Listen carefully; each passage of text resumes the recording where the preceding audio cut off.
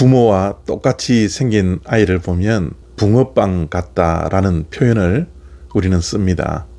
자녀들은 부모의 DNA를 그대로 물려받기 때문에 부모를 닮을 수밖에 없는 것 같습니다. 아무리 닮지 않는다 할지라도 최소한 발가락 하나는 닮았겠죠?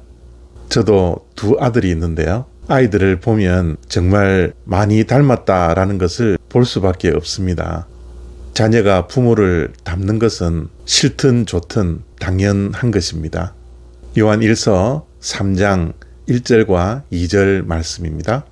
보라, 아버지께서 어떠한 사랑을 우리에게 베푸사 하나님의 자녀라 일컬음을 받게 하셨는가? 우리가 그러하도다. 그러므로 세상이 우리를 알지 못함은 그를 알지 못함이라.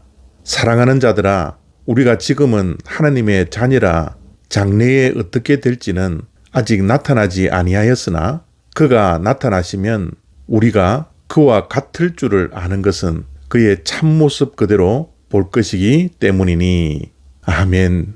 위대하신 하나님의 사랑을 우리 인간의 언어로 어떻게 다 담고 표현해 낼 수 있겠습니까? 그래서 요한 3장 16절은 하나님의 사랑을 이처럼 사랑하사라고 표현을 하고요. 오늘 본문 말씀도 하나님의 사랑을 우리의 언어로 다 표현할 수 없어서 아버지께서 어떠한 사랑을 우리에게 베푸사라고 표현하고 있습니다. 하나님의 사랑, 그 크기와 높이와 넓이를 다 표현할 수 없어서 이처럼 그리고 어떠한 이라는 표현을 쓸 수밖에 없는 것 같습니다. 이러한 하나님의 사랑이 독생자 예수 그리스도를 이 땅에 사람으로 보내주셨고 십자가에서 죽이시기까지 우리를 사랑해 주셨습니다. 그 하나님의 사랑은 무조건적인 사랑이요, 완벽한 사랑이요, 절대적인 사랑입니다.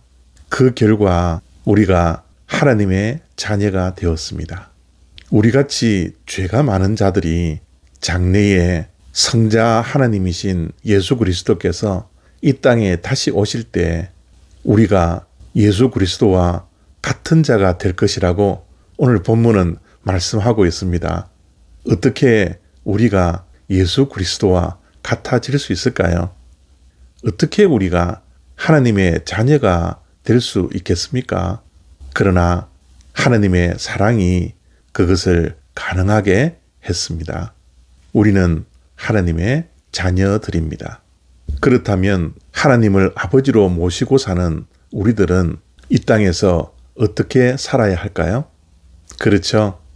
우리는 하나님의 자녀답게 살아야 합니다. 그러면 자녀다운 것은 무엇일까요? 자녀다운 것은 닮는 것입니다. 우리가 하나님의 자녀라면 하나님을 당연히 닮아야 하는 것이죠. 우리가 하나님 자녀답게 사는 것은 하나님은 사랑이기에, 사랑이 하나님 아버지께 속한 것이기에 우리 또한 사랑하며 살아야 합니다. 하나님의 무조건적인 사랑, 그리고 절대적인 사랑을 닮아낼 수 있어야지 하나님의 자녀답게 살아가는 것이죠. 하나님의 자녀로 드러낼 수 있는 것은 우리에게도 하나님처럼 사랑이 충만해야 합니다. 이제 며칠 후면 성탄절입니다.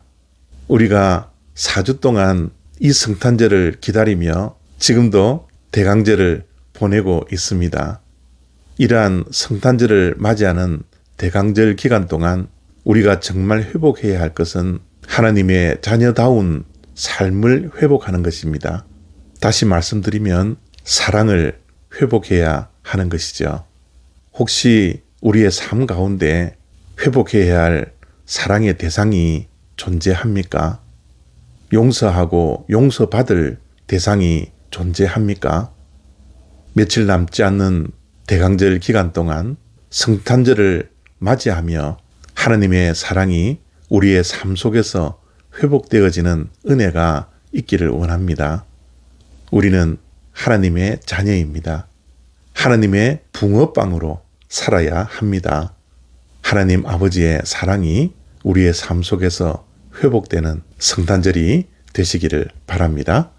감사합니다.